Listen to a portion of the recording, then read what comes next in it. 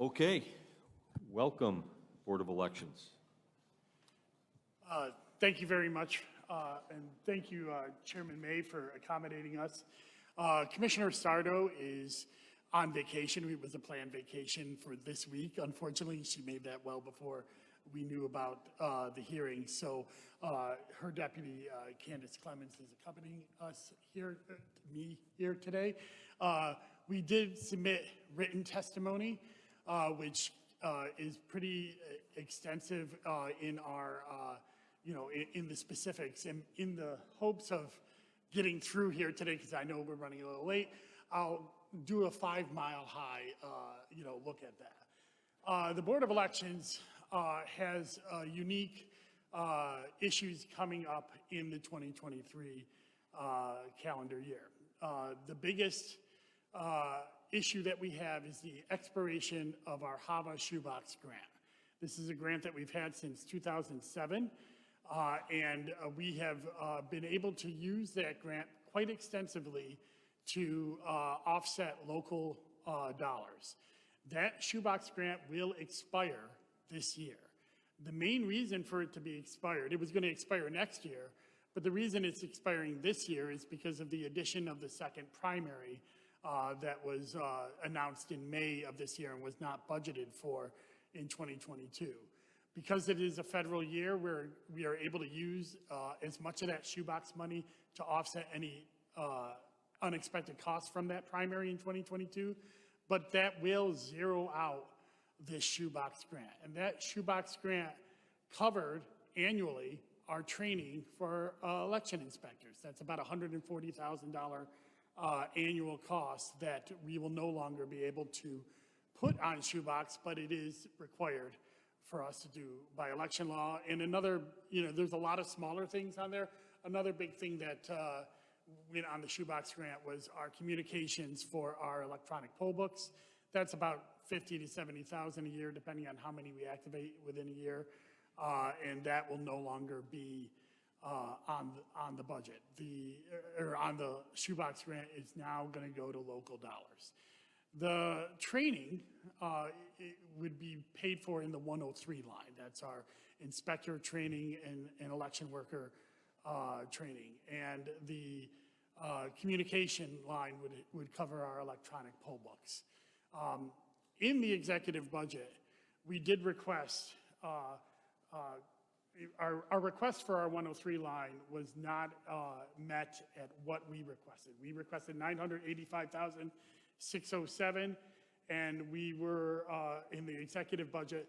They gave us the same exact amount that they gave us this year, which is $715,265.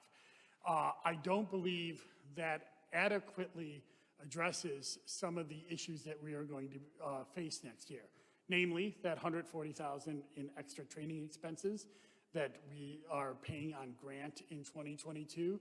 It will be on local dollars in 2023. But also, inspectors' pay raises are going up because minimum wage goes up. It's scheduled to go to 15. We won't know till December whether it's less than 15, but every year it's gone up a little bit. And that will increase most of our pay for inspectors. Also, one of the reasons that the training costs have gone up is that the IRS classified our inspectors as employees, which means they get paid hourly. And we used to give a $25 stipend for training classes.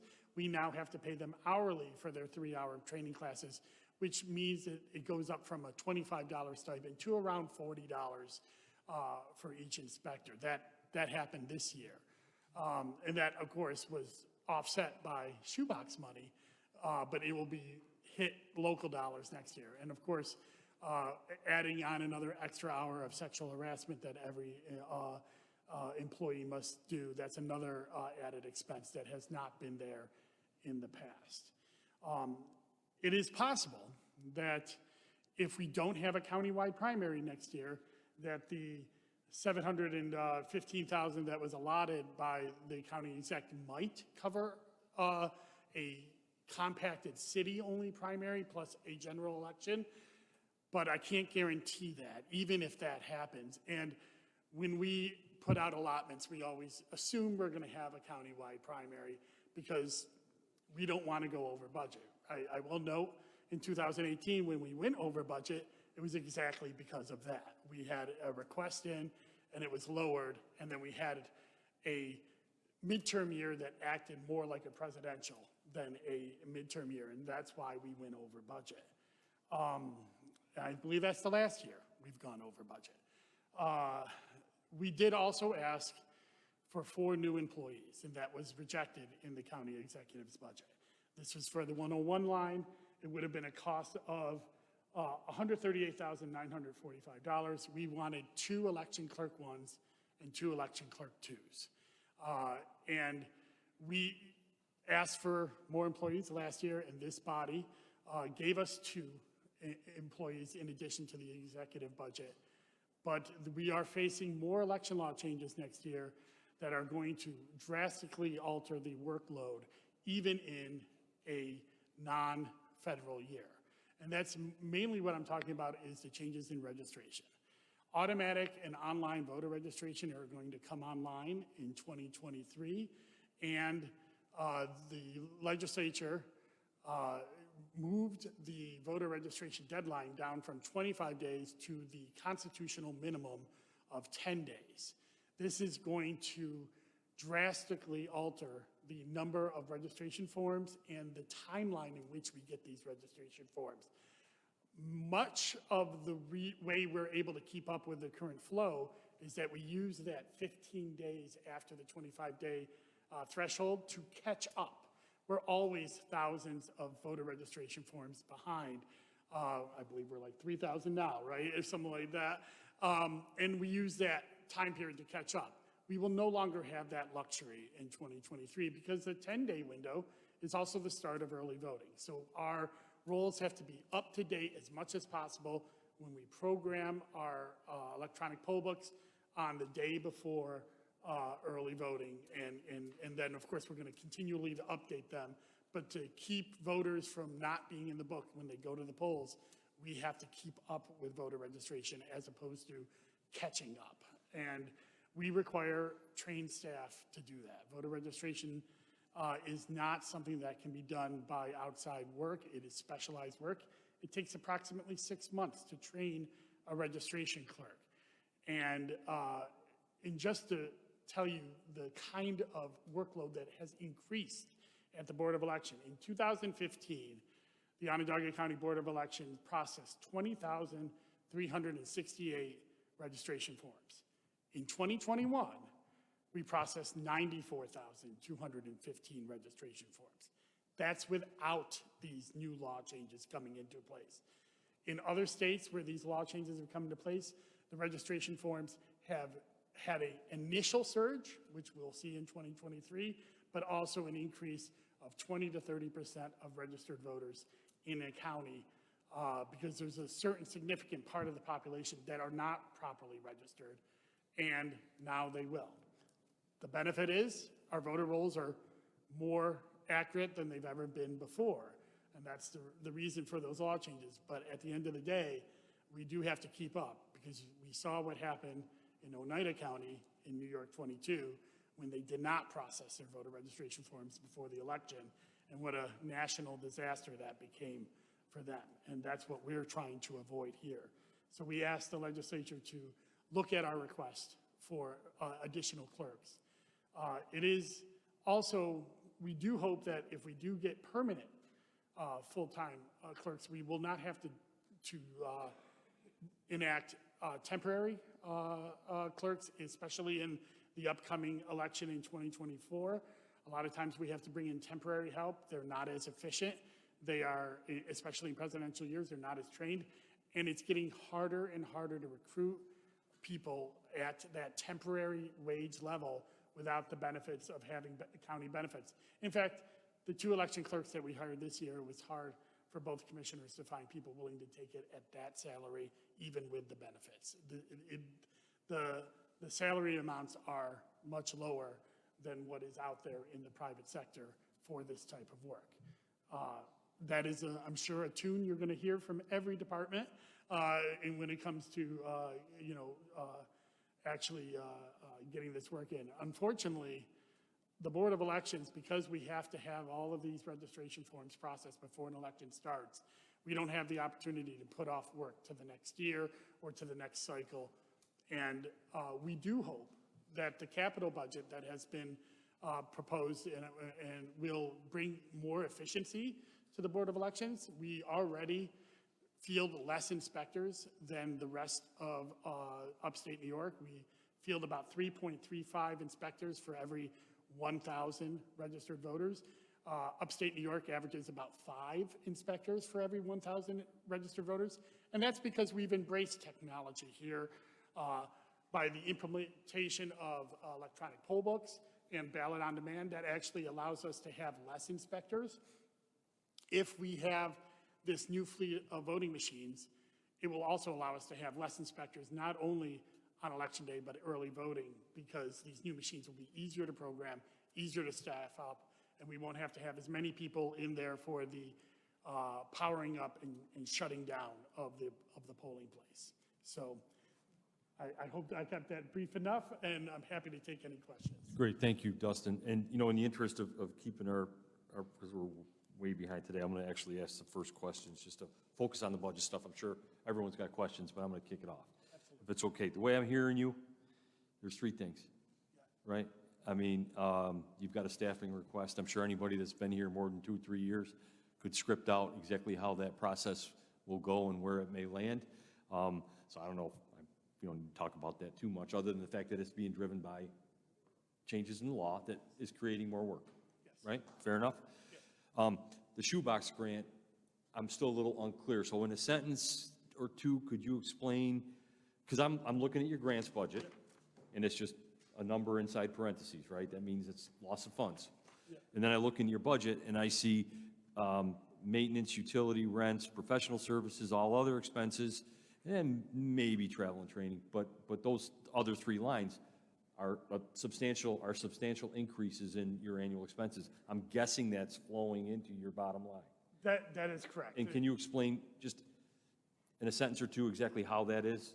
So the shoebox grant was originally awarded in 2007, and each year we've been putting local dollars on it for training and any equipment upgrades, buying even things like buying toners and parts for election equipment, signs, a lot of different things that normal other boards of elections have to put that on local dollars. But because we've managed the shoebox grant so well, we've been able to keep it on regular dollars. In fact, I think we spend about $10 per voter when the rest of upstate New York spends about $17 per voter for their boards of elections. And that's because we liberally use that shoebox grant and continue to field the image cast Dominion machines that are now 15 years old instead of upgrading those as we went. And we did that to keep the local dollars low. Unfortunately, we expected the shoebox grant to run out in 2023. We still had enough money in there to cover a lot of these expenses for 2023, but with the addition of this August primary, we're going to expend as many dollars on that shoebox grants as possible to keep us from going over budget in 2022 and keep because of this added primary. And that's where I'm going. So the shoebox grant, just so I understand it, and maybe others who are trying to as well, we were using the shoebox grant to fund structural expenses. That's right. Well, I should say increasing structural expenses, because election law changes are increasing our expenses. Sure. Thank you. So, and then the last piece is the capital that you mentioned, and we'll talk about capital when it's time to talk about capital. But hey, if our machines are 5 years past useful life or risking being able to be serviced downstream, it's time to replace them. I think the added efficiency is an attractive feature because, again, all of these election law changes are very expensive to the taxpayer. So, and speaking of expensive, I think this, tell me if this is my last question, I promise, and it's a bit of a zinger, so I apologize to both of you right up front. I heard that early voting was, for these past 2 primaries, very expensive. like to the tune of $1,000 a vote? Is that accurate? Is that, It might be. So like we spend on inspector costs a little less than 50,000 for early voting. There was 4,000 early voters at the primary. Although at primaries we spend less because we field less people, but primaries always are more expensive per vote than general elections. General elections, obviously, the higher turnout. When you have a 15% to 17% turnout for primaries, which is normal, they're always ridiculously expensive. We did field less than our 10 allotted early votings. We only put up 8 for the 2 primaries because we were able to do that because it's less voters that are scheduled to go to the polls. And so we try to save money that way. We also reduced numbers of inspectors at every early voting spot to try to get it as low as possible. But I will say that with the new Capitol, if we get the new machines, we can reduce it even more because we can have less inspectors in there because right now we have to have 5 of the old image cast machines in there to service because of the audio capabilities of these machines. If we get the new machines, we'll only have to put in 2, and that'll mean less people that have to be in the well, polling place. there's some accuracy in Yeah. that statement. I mean, it is what it is, right? But now we're going to increase locations, guys, in the coming year, right? So for early voting, and these costs are going to just continue to go up. So I just personally hope the state is looking at this and kind of, taking a retrospective look at what the impacts are locally so that we're not bearing this burden unnecessarily, when we don't need to. That's Yeah, all. in previous years, they did have funding grants that covered early voting. Yeah. That did not happen in 2022 much. I mean, I testified asking for it as well, but they didn't include it. I will say though, if I can just put this out there, early voting, the usage is going up, and that's important to know because in 2020, we had about 1,000 primary voters use early voting. The 2021 primary was only the city, so that is not an apples to apples comparison. But the 2022 primaries, we had 2,800 people use early voting in June and over 4,000 in August. That shows a pattern of going up. We see that with the general election as well. So I do hope that usage will go up as we get used to this as well. Me too, it's expensive. Any questions or comments? Chris? Just a quick question. So I just want to make sure that I'm on the 103 line, right? So there was a request. So there was the 103s that you have this year or now were partly funded on a grant funding, and that's going. Yeah, that's the training portion that would go on the 103 next year. It's that training portion for our inspectors are fully covered on shoebox, but when shoebox is expended at the end of this year, we won't be able to cover that anymore. So we got the employees on the 103, which is here. You need that many next year, but you have a funding gap because the shoebox grant money is going away. Yeah, but we need to train that many, we need to field that many. New York State election law will require us to do so. If we have a full county primary, I'm obligated to say we will have to go over that budget line. That is in the executive budget, according to our estimates. Always hopeful that we can do less, but we already do less than what election law calls for because we have technology in there that allows us to have less inspectors in every polling place, and that's an agreement that is allowed for by Commissioner Sardo and myself. And we try to field as little as possible already. I don't see us being able to field less than what we already are fielding right now. And second question, last question, and the New York 22 race last year. So I know that was what actually happened? I mean, and you touched on it. Was it a result of people being enrolled that weren't processed, and that was? It was a perfect storm of problems in that New York 22 race in Oneida County. But what essentially happened is they were overwhelmed by the number of voter registration forms.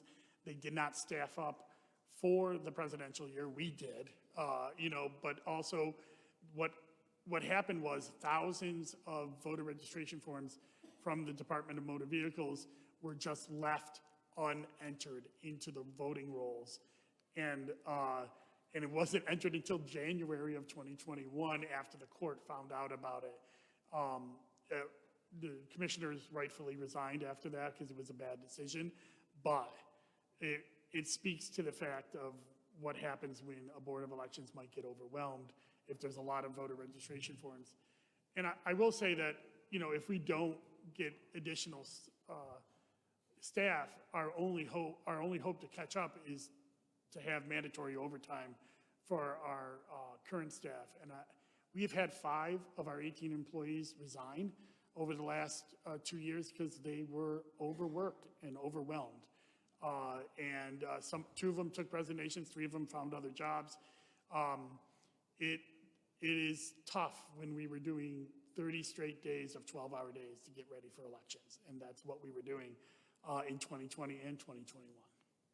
And there's no increase on overtime, though. What's that? There's no increase on overtime, though. No, it's just, we hope that by adding the people in that we continue to use the proper amount of overtime, which is staffing when we have extended hours.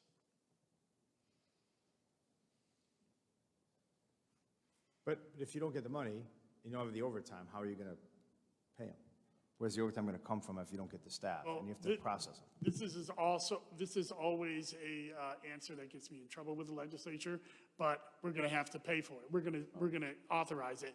We're under New York state law. Yeah, that's not an issue for Dustin. If someone works, they get paid. It doesn't matter what the budget is. So it's not a decision he's making, it's law. It's the law. So if you work, you got to pay. And then if we can't fix it within his budget or for somewhere else in the county's budget, we come over here and ask you to fix it, Just transfer it from another department. if we have to. Okay, thanks. The line item under maintenance, utilities, and rent, it's 3 times what it is this year. Yes. I understand utilities and rent, or utilities and expenses are going up, but other departments didn't. The main increase in that is our parking rent increase. That is, we rent a parking field across from the Board of Elections at the old car lot there. They increased our rent by 3 times. It was a massive increase, and we don't really have a choice on that because we need to have parking for our inspectors. We have, I believe, they want us to buy that field. I believe that has been sent up the ladder to investigate that. I would like to buy that field because then we wouldn't have to, because I'm always worried they're going to sell it to somebody else who won't rent to us, and then we won't have anywheres for staff and inspectors to park when there's training because our little parking lot is very low. So that's where the increase comes, I believe. And I don't think there's an increase in that line other than that. Is that correct, Mary and Allison? Is that correct? Okay. So it's that. So it is exactly that, yeah. Thank you.